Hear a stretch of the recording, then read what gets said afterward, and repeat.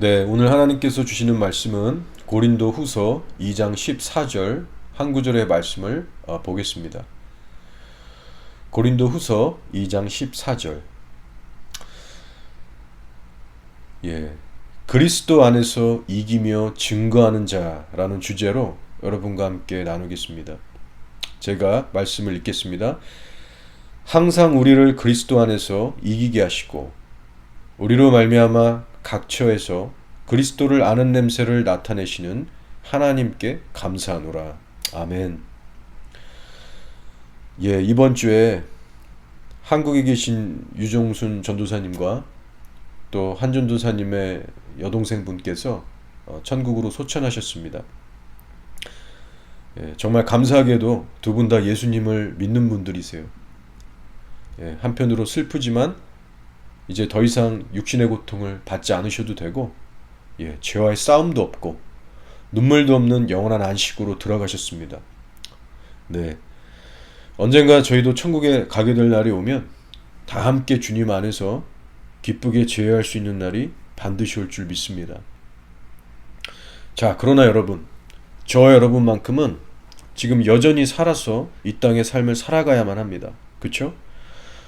우리 모두 각자가 계속해서 감당해야 될 사명들이 있을 것이고, 계속해서 이 세상 가운데 믿음으로 싸워 나가야 할 것이고, 우리 삶에 맺혀져야 될 열매들이 기다리고 있습니다.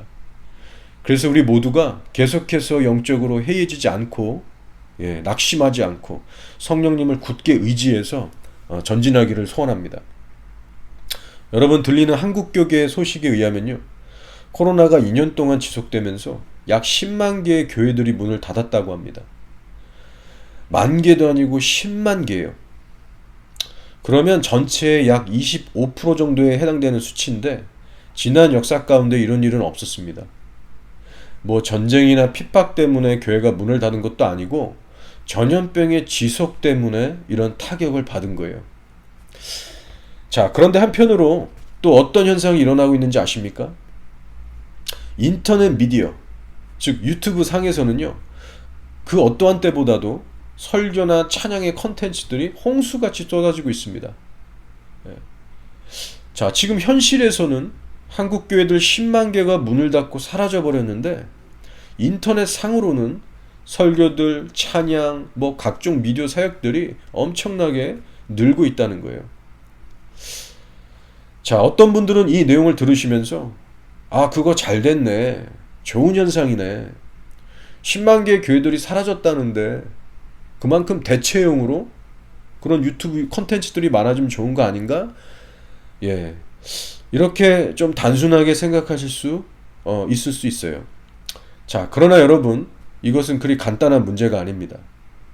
문제가 뭘까요? 이 땅의 많은 성도들이 콘텐츠 소비에만 열중하고 있다는 거예요. 실제 모여 기도하고 예배드리는 일이나 또 거리에 나가서 전도하는 구령의 열정이나 삶에서의 어떤 깊은 순종의 훈련은 없이 동영상만 들여다보고 있다면 영적으로 골병이 들어가는 겁니다. 여러분, 교회 역사를 되돌아보시면요, 교회가 신앙으로 인한 핍박과 환난을 겪을 때에는 오히려 교회가 성장을 했습니다. 비록 교회 건물은 폐쇄가 되고 불에 타 사라진다 해도 성도들의 신앙이 하나님 앞에 더 절실해졌고 더 깊어졌고 더 헌신적이 되었었거든요. 어려운 핍박 가운데 있지만 그렇게 모여서 간절히 기도하려 했고 목숨 걸고 신앙을 지키는 모습들이 발견이 됩니다. 자, 근데 지금의 시대는 어떤가요? 코로나라고 하는 나름 그 고난이라는 것이 찾아왔지만 우리의 신앙을 협박하거나 믿지 못하게 하는 핍박까지는 아니에요.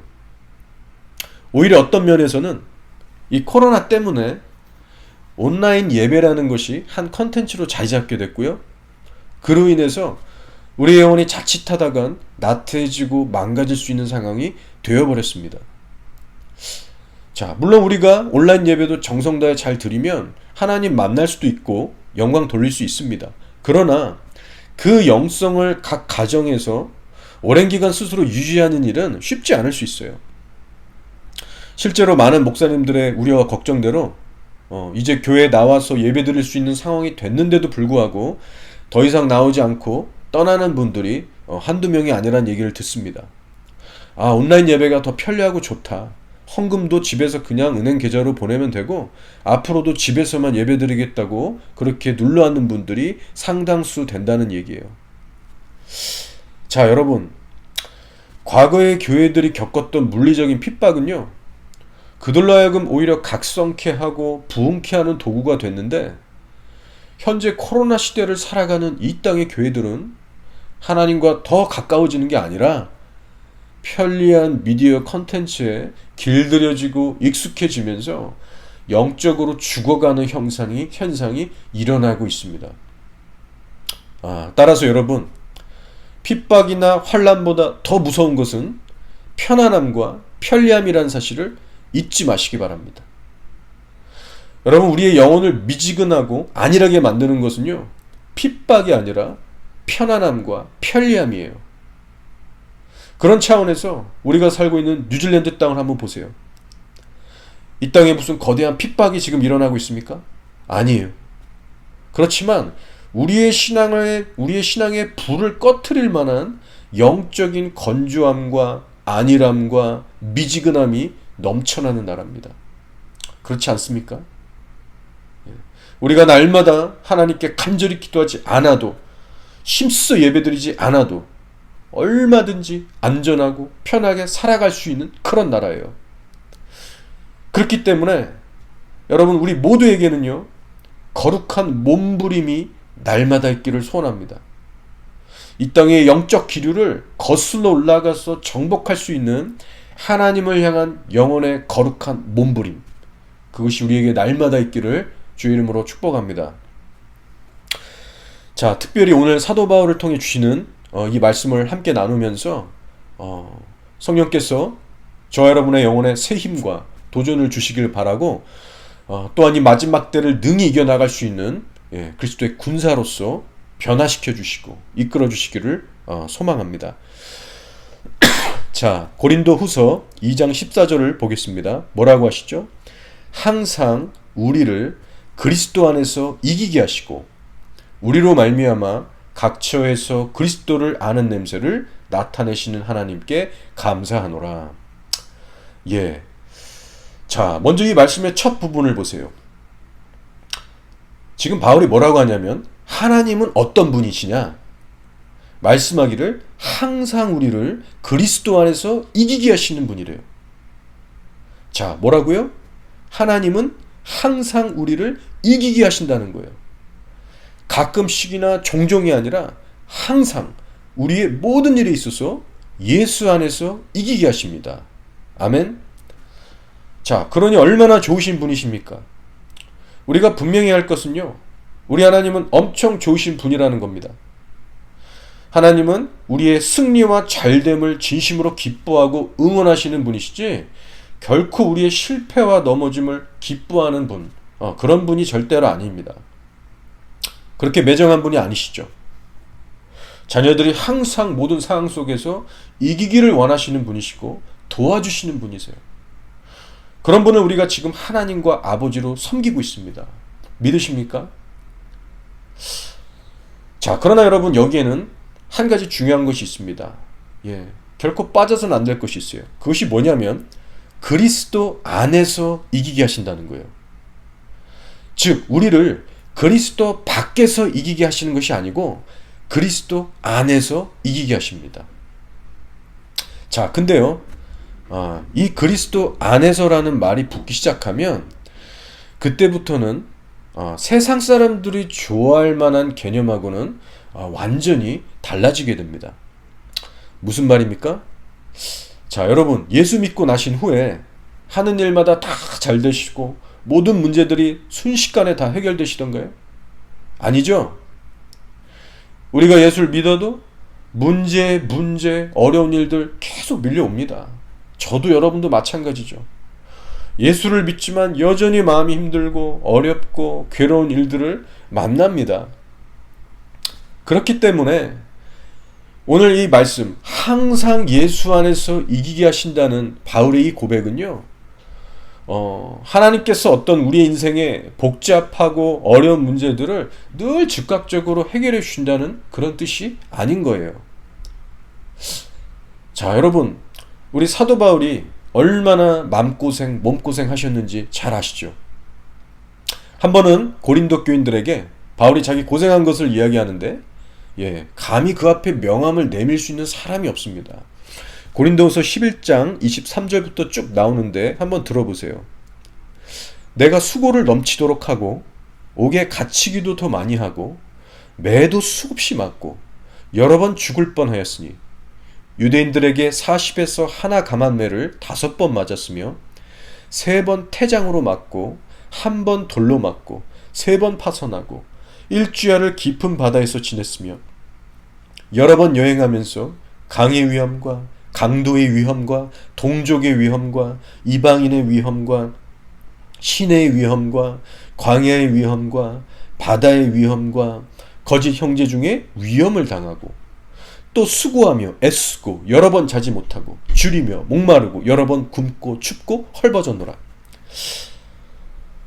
이거 다 읽는데도 지금 시간이 꽤 걸려요. 사도 바울 정말 고생 많이 하셨죠. 근데 사실은 성경에 이렇게 기록되지 않는 더 많은 고생들과 사연들이 분명 있으실 겁니다. 자, 근데 여러분, 여기서 질문 하나 할게요. 지금 여기에 언급된 고난들이 예수 밖에서의 고난입니까? 아니면 예수 안에서의 고난입니까? 예수 안에서의 고난이죠. 다른 말로 하면 예수 그리스도의 복음을 위해서 받게 된 고난이고요. 즉 예수님 때문에 받게 된 고난들입니다. 근데 놀라운 것은요, 바울이 지금 이 고난들을 기뻐한다는 거예요. 이 고난들 때문에 낙심하거나 좌절하거나 불평하는 것이 아니라 기꺼이 기뻐하며 인내하며 즐거워하고 있다는 겁니다. 여러분, 바울이 쓴 모든 서신서들마다 기뻐하는 바울의 모습이 발견되는 거예요. 자, 도대체 어떻게 이런 일이 가능한가? 여러분 어떻게 생각하십니까? 자, 바울이 한 번은 고린도전서 4장 9절에서 자신의 처지를 설명하는데요. 정말 기가 막히는 표현들을 씁니다. 한번 들어보세요. 내가 생각하건대 하나님이 사도인 우리를 죽이기로 작전된 자 같이 끄트머리에 두셨음에 우리는 세계 곧 천사와 사람에게 구경거리가 되었노라. 무슨 말이에요? 지극히 높으신 하나님의 사도지만 이 땅의 인생은 결코 쉽지 않았다는 겁니다. 마치 하나님께서 자기를 죽이기로 작정하신 것처럼 인생을 아슬아슬하게 몰고 가시는데 정말 위험천만하고 수많은 고난들이 있었어요. 마치 천사와 사람들에게 구경거리가 될 정도로 평범하지가 않은 많은 일들을 겪으셨다는 겁니다. 저 사람은 왜 저런 인생을 살까? 하나님 믿는다고 하면서 하나님의 사도라고 하면서 왜 저렇게 고생만 하고 저주받은 인생처럼 보일까? 남들이 보기에 쉽사리 이해가 안 갔고요. 얼마든지 가십거리가 될 만한 그런 인생을 살게 하셨다는 거예요. 그래서 13절에 가서는 바울이 또 이렇게 자신의 그 상황에 대해서 얘기합니다. 우리가 지금까지 세상의 더러운 것과 만물의 찌꺼기같이 되었도다. 와, 표현하기를요. 우리는 마치 세상의 더러운 것과 만물의 찌꺼기와 같아 보인다는 거예요. 그만큼 사람들로부터 많은 괄시와 모욕과 오해와 무시와 험한 일을 당하면서 저 밑바닥에서 섬긴 겁니다. 낮은 곳에서. 세상의 더러운 것과 만물의 찌꺼기 같다는, 여러분 이 표현 안에 얼마나 많은 눈물과 고통과 사연들을 담고 있을지. 자, 그러나 여러분 결론적으로 우리 바울의 결론이 무엇입니까? 내게 능력 주신 자 안에서 모든 것을 할 수 있노라. 바울은 예수 그리스도 안에서 항상 기뻐하고 감사했습니다. 여러분 이것이 결론이에요. 비록 세상적으로는 궁핍할 때가 많았고 고생 어려움도 늘 끊이지 않았지만 예수님의 복음과 영혼들을 위해서라면 기꺼이 섬기고 희생했습니다. 오히려 세상 것들을 끌어안고 사는 그 삶을 배설물처럼 여겼어요. 사랑하는 교우 여러분, 우리도 사도 바울의 가치관을 본받기 원합니다. 여러분에게 한번 질문합니다. 여러분에게 있어서는 어떠한 인생이 가장 큰 축복을 받은 인생이고 또 승리하는 인생이라고 생각하십니까? 바울은요, 오직 그리스도의 복음을 위해 헌신하는 삶을 인생 최고의 축복으로 알았고요, 또한 인생에 있어서 최고의 승리라고 여겼습니다. 이 시간 이 설교를 듣고 계실 여러분의 삶에도 사도 바울의 이 신앙적 가치관과 믿음의 행보가 동일하게 나타나기를 축복합니다. 여러분, 그렇습니다. 우리가 사도 바울처럼 항상 그리스도 안에서 이기는 자가 되기 위해서는요, 먼저는 우리의 가치관의 변화부터 일어나야 합니다. 예수님을 이용해서 세상에서 성공하려는 마음, 부자가 되려는 마음, 유명해지고 싶은 마음, 인정받고 싶어하는 마음, 또 편안하게 살고 싶은 마음, 내가 하고 싶은 거 다 하면서 살고 싶은 마음, 그 마음을 내려놓고 비울 수 있어야 합니다. 오히려 세상에서 내 뜻대로 일들이 되지 않고 사람들에게 인정받지도 못하고 되려 모욕과 멸시를 받고 고생스럽더라도 나는 이제 예수님을 전하며 살겠다, 믿음 지키며 말씀대로만 살겠다, 이 가치관이 우리 안에 깊이 형성되면서 나의 간절한 소원이 될 때에 하나님도 우리를 이끌어 주셔서요, 모든 상황 속에서 주의 뜻대로 살아가게 하시는 은혜를 베푸십니다. 아멘. 그래서 여러분, 결국 나의 가치관이 변화된다는 것은 하나님께서 나의 환경이나 내 주변 사람들을 바꾸시기 이전에 먼저는 나부터 다루신다는 거예요. 먼저 내 자신에 대하여 이기게 하십니다. 자, 여러분, 이 순서를 잘 기억하시기 바라요. 그리스도 안에서 우리가 항상 이기는 자가 되게 하시기 위해서 하나님은 무슨 일을 하시느냐? 나의 환경과 내 주변 사람들을 그때그때마다 바꾸시는 게 아니라 먼저는 내 자신부터 변화시키시고 이기는 자로 만드신다는 겁니다. 예를 들면 세상의 그 어떤 눈초리나 압력에 대해서 나부터 움츠리지 않고 당당해질 수 있도록 도와주시고요, 또 세상에 대한 미련과 욕심을 부리는 내 본성에 대해서도 십자가에서 날마다 죽을 수 있도록 도와주시는 거예요. 또 내가 절망할 수밖에 없고 가슴 칠 수밖에 없는 괴로운 상황 속에서도 다시 한번 하나님을 신뢰하며 말씀대로 살 수 있도록 이끌어 주십니다. 자, 따라서 여러분, 그리스도 안에서 항상 이기는 일은요, 내가 처한 환경의 변화에 따라 좌지우지되지 않습니다. 오히려 나의 내면에서부터 출발하는 거예요.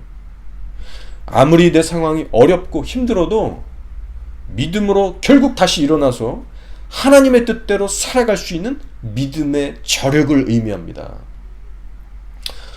여러분, 저희 모두에게 그러한 믿음의 저력이 더욱더 견고해지기를 예수 그리스도의 이름으로 축원드립니다. 네, 어떠한 상황 속에서도 하나님의 선하신 뜻을 신뢰하면서 그 자리에서 바로바로 털고 일어날 수 있는 그런 믿음의 자녀들이 되기를 간절히 원하는 거예요. 분명한 것은요, 저와 여러분이 궁극적으로 추구하는 최종 결론이 내 뜻이 아니라 정말 예수님의 뜻이라면 우리는 그리스도 안에서 항상 이기는 자가 될 수 있습니다. 아멘. 자, 여러분, 우리가 인생을 살면서 왜 크게 낙담하고 절망하고 걱정 근심에 사로잡히는지 아세요? 많은 경우에는요, 하나님의 선하신 뜻과 계획을 우리가 신뢰하지 못하기 때문입니다. 예, 내 뜻대로 내가 원하는 때 일들이 되지 않으니까, 내가 원하는 환경으로 순식간에 바뀌지 않으니까 거기에 절망하고 지치고 분노하고 두려워하고 낙심하는 경우들이 엄청나게 생겨나는 겁니다. 근데 그것은 곧 나의 기대와 바램, 나의 잣대, 나의 계획이 들어가 있는 거예요. 그래서 여러분, 사도 바울도 생각해 보세요. 바울이 만약 자기의 뜻, 자기 계획, 자기 감정에 충실한 자였다면 진작에 부르심 포기하고 세상으로 벌써 돌아갔을 겁니다. 자, 그런 차원에서 저와 여러분의 인생의 영역들 속에서 우리가 현재 인간적으로 괴로워하고 절망하고 있는 영역들이 있다면 과연 나는 정말 내 것들을 다 내려놓고 하나님의 신실하심과 그분의 완전한 그 타이밍을 온전히 신뢰하고 있는가, 그 부분들을 점검해 볼 필요가 있다는 것이죠. 저희가 날마다 큐티하는 그 그리스도를 본받아 365일, 이 책에 이번 12일자에 귀한 글이 있어서 한번 읽어드립니다. 오늘의 그 내용과 연결이 되는 부분이 있어요. 여러분도 이미 보셨겠지만 다시 한번 들어보시기 바랍니다. 내 사랑하는 자야, 온전한 자유와 은총을 누리기 원한다면 모든 행동에 앞서 내 자신을 내게 온전히 바치라. 나에게 내 자유의지를 귀속시키지 않고 온전히 나를 의지하지 않으면 내 헌신은 아무 의미 없고 우리의 연합은 불완전할 것이다. 많은 사람들이 자유하지 못하고 깨닫지 못하는 이유가 바로 여기에 있다. 그들은 자기 자신을 어떻게 포기해야 하는지 아직 모른다. 너희 중 누구든지 자기의 모든 소유를 버리지 아니하면 능히 내 제자가 되지 못할 것이다. 진정 내 제자가 되고 싶으냐? 그렇다면 내 자신을 거룩한 산제사로 드리라. 자, 제가 방금 읽어드린 이 내용의 핵심은 결국 이겁니다. 내 자신을 비우고 버린 만큼 그리스도 안에서 자유를 누릴 수 있고 동행할 수 있다는 겁니다. 그죠? 그러면서 여기서 저자가 중요한 말을 하고 있는데 잘 들어보세요. 뭐라고 하냐면 나에게 내 자유의지를 귀속시키지 않고 온전히 나를 의지하지 않으면 내 헌신은 아무 의미 없고 우리의 연합은 불완전할 것이다. 여러분 무슨 말입니까? 예수님을 맹목적으로 의지하는 게 능사가 아니고 우리의 자유의지를 귀속시켜야 한다는 점을 강조하고 있어요. 여러분, 우리가 주여 믿습니다, 의지합니다. 아무리 그렇게 열심히 외치고 고백해도요, 그것이 어떤 나의 종교적인 열심이거나 나의 감정만을 베이스로 한 신앙이라면 죽은 믿음입니다. 예수님께서 결코 인정하실 수 없고 구원받을 수 없는 거예요. 여러분, 우리의 자유의지를 내어드리지 못하는 신앙은요, 결국 참된 신앙이 아닙니다. 예를 들어 기복주의 신앙이 왜 틀렸을까요? 자유의지를 하나님 앞에 내어드리기는커녕 내 기준, 내 뜻대로 하나님께 요구하기 때문에 틀린 거죠. 하나님을 자기 기준에 끌어다가 맞춰버리려고 하니까 여러분, 그게 참된 신앙이 되겠습니까? 근데 여러분, 안타깝게도 오늘날 교회 안에 보면요, 많은 그리스도인들이 범하는 치명적인 실수가 있습니다. 자신의 의지를 포기하고 비우는 일에는 전혀 관심이 없고 늘 설교 듣고 지식만 흡수하면서 집회 참여하고 안수기도 받고 혹은 어떤 일을 섬기는 자체에 집중하고 있단 말이에요. 그래서 자기가 원하는 곳에서 자기가 하고 싶은 일 하고요, 혹은 자기가 잘하는 일만 하면서 스스로 만족해하는 교인들이 있습니다. 그래서 그런 사람들을 향해서 그리스도를 본받아 이 책의 저자가 얘기하는 거예요. 뭐라고 하냐? 그들은 자기 자신을 어떻게 포기해야 하는지 아직 모른다. 여러분, 우리가 확실히 짚고 넘어가야 할 부분입니다. 우리가 많은 성경 지식을 배우는 것도 중요하겠지만 더 중요한 것은 예수님 앞에 우리의 자유의지를 내어드리는 일입니다. 즉 우리 자신에 대해서 포기하는 법을 배우는 일이고 나를 부인하는 일입니다. 그리고 그렇게 내 자신을 포기하는 훈련을 해야만 내가 원하는 사람들과 내가 원하는 환경에서 내가 좋아하는 일을 하지 못하게 되는 경우에도 눈에 보이는 어떤 보상과 열매가 보이지 않더라도 예수님께 여전히 감사하며 섬길 수 있는 자들이 될 수 있습니다. 자, 그래서 여러분, 바울이 뭐라고 했습니까? 마치 하나님께서 나를 죽이기로 작정하신 것처럼 느껴졌었고 마치 세상의 찌꺼기 취급을 받은 것 같다고 그렇게까지 얘기를 했어요. 그 정도로 자신을 부인하지 않으면 도저히 걸어갈 수 없는 인생의 쓴맛과 어려움을 겪었습니다. 자, 근데 그 길을 마다하지 않고 끝까지 자기 부인하면서 걸어간 바울이 누구보다도 당당하게 고백하는 거예요. 우리를 항상 그리스도 안에서 이기게 하시노라. 내게 능력 주신 자 안에서 내가 모든 것을 할 수 있노라. 여러분 기억하세요. 내 자신에 대해 버리고 죽은 만큼 그리스도의 자유함과 능력이 임하는 것입니다. 아멘. 예, 여러분 모두가 그 복을 풍성히 누리게 되시기를 주의 이름으로 축복합니다. 예, 이제는 우리 모두가 스스로 살려고 발버둥 칠 것이 아니라 힘을 빼고 주님 앞에 엎드릴 줄 아는 자들이 되어야 할 줄 믿습니다. 자, 그리고 한 가지 여기에 더 중요한 것이 있습니다. 우리가 만약 내 자신부터 초점을 맞추고 늘 나부터 죽기를 갈망하기 시작하면요, 그때부터 우리 안에 새로운 변화가 일어나는데, 그것이 무엇이냐면 결과보다 과정을 중요시 여기는 사람으로 변화된다는 겁니다. 예, 여러분, 이것은 아주 바람직한 현상이에요. 자, 여러분은 과정을 중요시 여기시는 분이십니까? 아니면 결과만을 따지는 분이십니까? 자, 어느 쪽이든 상관없이 이제 여러분이 그리스도인이 되셨다면 나아갈 방향은 이미 정해졌습니다. 여러분, 과정을 중요시 여기는 관점은요, 하나님의 관점입니다. 하나님께서 보시는 것은 결과가 아니라 과정이죠. 삶의 순간순간마다 예수님 앞에 내려놓았던 나의 의지와 나의 뜻, 나의 감정, 나의 어떠함, 그 순종의 과정을 매우 귀하게 보시는 분이세요.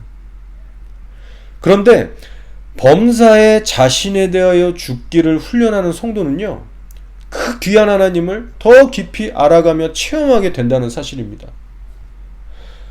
결과가 삐까뻔쩍하게 대단하게 나오지 않아도, 정말 간증할 만한 것들이 사람들에게 그렇게 없어도, 과정을 중요시 여기는 성도는요, 영적으로 이미 부유합니다. 왜요? 이미 그 모든 과정 속에서부터 하나님 안에서 부딪히고 깨지고 배우면서 주님과 동행한 흔적이 있기 때문입니다. 범사의 일이 잘 풀리든 안 풀리든 결과가 어떠하든지 간에 이미 과정 속에서 하나님과 함께하며 하나님으로 만족하는 사람이에요. 자, 그런데요, 오히려 많은 경우에 결과에 집착하는 사람들을 보잖아요. 그러면 아직 대부분이 하나님을 잘 모르는 사람들이거나 동행하지 않고 있는 사람들입니다. 따라서 여러분, 저와 여러분은 결과에 좌지우지되는 성도가 아니라 과정 속에서부터 주님과 함께하는 그런 복된 성도들이 되시기를 소망합니다. 자, 이제 오늘의 말씀 14절 중반을 한번 보실게요. 제가 읽어보겠습니다.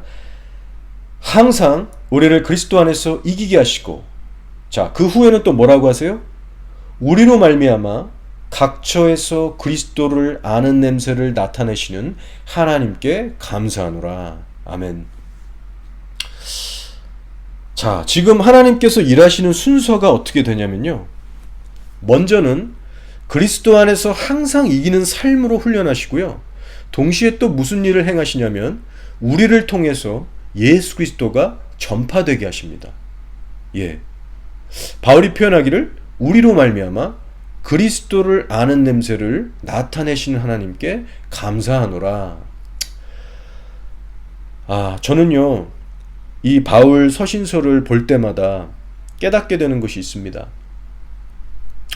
이 사람은, 이 바울은 진짜 복음에 미친 사람이구나. 예수님을 정말 뜨겁게 많이 사랑하는 분이구나. 여러분, 그것이 느껴져요. 어떻게 예수님과 그 복음, 그 나라에 대해서 열정이 어떻게 저렇게 깊고 대단할까? 예. 그리고 보면 이 사도 바울은 정말 단순하고 순수한 사람이기도 합니다. 그리스도를 아는 냄새를 나타내시는 하나님께 감사하노라. 이렇게 심플하게 고백을 하고 있는데요. 여러분, 바울을 가장 행복하게 만드는 것은 지구상에 딱 하나입니다. 하나. 오직 예수님이에요. 예수님. 복음의 일꾼으로 자신이 쓰임받는다는 것이 바울에게는 너무나도 행복하고 감사한 일이에요. 나로 인해 복음이 전파되고 나로 인해 사람들이 예수를 알게 되는 것이 너무 감사하고 기쁘다는 고백입니다. 여러분, 그의 이 진심이 느껴지세요? 저는 솔직히 바울을 볼 때마다 목사인 제가 부끄럽기도 하고 한심해 보일 정도로 마음이 숙연해집니다. 예. 어떻게 이렇게까지 그리스도를 사랑할 수 있을까? 그의 교회를 사랑할 수 있을까? 여러분, 그 바울의 마음의 크기가요, 어마어마한 거예요. 예. 그런 차원에서 여러분, 저는요, 코로나가 낫는 즉시 또 전도하러 나가야 됩니다. 예. 지금 바울 형님 앞에서 코로나 핑계 대면서 전도를 멈출 수가 없어요. 예. 이 정도 가지고는 명함도 못 내미는 거예요. 제가 이번에 코로나에 걸렸는데 첫째 날, 둘째 날은 좀 많이 아팠습니다. 예, 확실히 일반 몸살 감기보다는 더 아프더라고요. 근데 코로나인 줄도 모르고 몸은 아픈데 월요일날 일하러 이제 청소하러 갔어요. 왜 이렇게 근육이 아프지, 열이 나지? 오늘따라 너무 이렇게 힘드네. 정신이 좀 없더라고요. 예. 그날 저녁에는 막 오한까지 와서 패딩까지 입고 잤습니다. 아무튼 지금 여러분들이 함께 걸리셔서 다 고생하고 계신데, 예. 먼저는 여러분 기도하고 있습니다. 예. 하나님께서 함께 하실 거예요. 예. 여러분, 우리가 정말 믿어야 될 것은 이 모든 과정 속에서 하나님은 함께하고 계시고 지켜보고 계시고 이끌고 계시다는 그 사실을 꼭 믿으시기 바랍니다.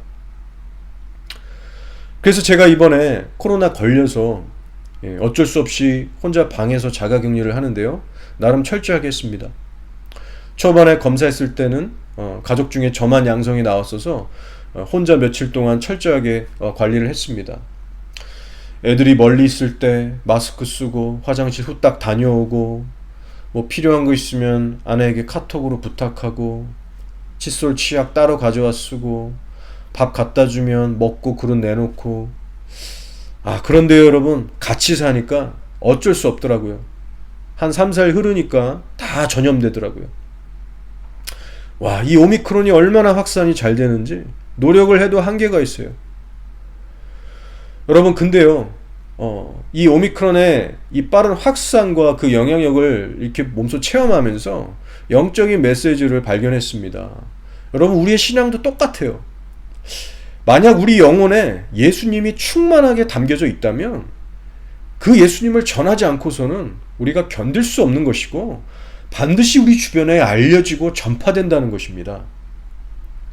그래서 오늘 말씀을 보시면 그리스도를 아는 지식의 냄새를 각 처에서 우리를 통하여 나타내신다는 거예요. 마치 부엌에서 누군가가 요리를 하면 그 맛있는 요리 냄새가 각 방으로 퍼져나가 사람들 모두가 맡게 되듯이 예수의 복음 또한 그렇게 전파되어야 한다는 겁니다. 제가 전도하면서 가끔 놀랄 때가 있어요.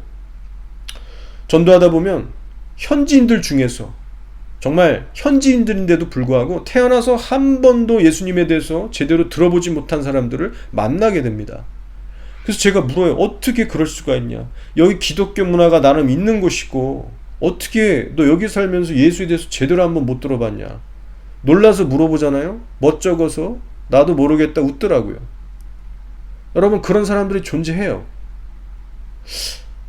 여러분, 이 땅에 교회들이 나름 있고 기독교 문화가 있다고 하지만 예수님을 증거하는 사명에 우리가 얼마나 충실했는지 의심하고 돌아볼 필요가 있습니다. 여러분, 이 시간 우리 자신을 돌아보기 원해요. 우리 안에는 정말 예수 그리스도로 가득 차 있습니까? 여러분, 사람은 자고로 가슴 안에 꽉 차 있는 것을 전달하게끔 되어 있습니다. 내 안에 가득 찬 것이 돈이나 사업에 관한 것이면 만나는 사람마다 돈 얘기, 사업 얘기를 할 것이고요. 내 안에 가득 찬 것이 뭐 운동이나 어떤 물건이나 사람이라면 그것을 얘기하겠죠. 따라서 우리 안에 정말 예수 그리스도로 차 있다면 우리는 그분을 증거할 수밖에 없을 겁니다. 사랑하는 여러분, 우리가 예수를 전하지 않고 침묵할 때에 우리들의 심령이 답답해지고 견딜 수 없는 하나님의 마음이 더욱더 부어지기를 축복합니다. 여러분, 이 땅에 더 많은 교회 건물들이 세워진다고 해서 영적인 각성과 부흥이 이 땅에 오는 것이 절대 아닙니다. 성도들의 가슴 속에 예수로 충만하지 않고 텅텅 비어 있다면 외적인 변화는 아무런 소용이 없습니다. 여러분, 이 말세지 말의 때 예수님으로 가슴을 뜨겁게 채우시고 그 예수님을 각처에서 진하게 나타내시는 그리스도의 향기로운 용사들이 되시기를 주의 이름으로 축복합니다. 앞서 나눈 말씀처럼 우리를 항상 그리스도 안에서 이기게 하신다는 그 말씀에만 우리가 아멘할 것이 아니고 그 후에 나오는 말씀에도 아멘할 수 있어야겠죠. 하나님, 그리스도를 아는 지식의 냄새를 우리를 통하여 각처에 나타내소서. 주여, 우리 교회가 복음 전도와 선교의 사명 잘 감당할 수 있도록 도와주시고 이끌어 주소서. 지금 우리 모두가 합심하여 구하고 행해야 할 사명인 것입니다. 여러분, 마지막 때의 교회는요, 전투함이 되어야만 살아남아 사명 감당할 수 있습니다. 그저 편안하고 안락한 유람선이 된다면 하나님이 주신 사명도 이 세상도 결코 감당할 수 없습니다. 그렇다면 여러분은 예수님의 강한 군사가 되시겠습니까? 아니면 뒤로 물러나는 유람선의 승객이 되시겠습니까? 여러분, 오늘의 말씀을 우리 안에 다시 한번 새기면서 사도 바울의 발자취를 따라가기를 소원합니다. 마지막으로 다시 한번 오늘의 말씀을 제가 읽습니다. 항상 우리를 그리스도 안에서 이기게 하시고 우리로 말미암아 각처에서 그리스도를 아는 냄새를 나타내시는 하나님께 감사하노라. 아멘. 사랑하는 교회 여러분, 항상 그리스도 안에서 이기는 자들이 되시기를 바랍니다. 그러나 그 일은요, 우리의 내면이 예수님의 가치관을 닮아갈 때 역사될 것입니다. 사도 바울이 그랬던 것처럼 예수님만을 최종적인 삶의 목표와 이유와 방향으로 삼을 때 이 땅의 그 어떤 문제와 환경 속에서도 우리는 승리하게 될 줄 믿습니다.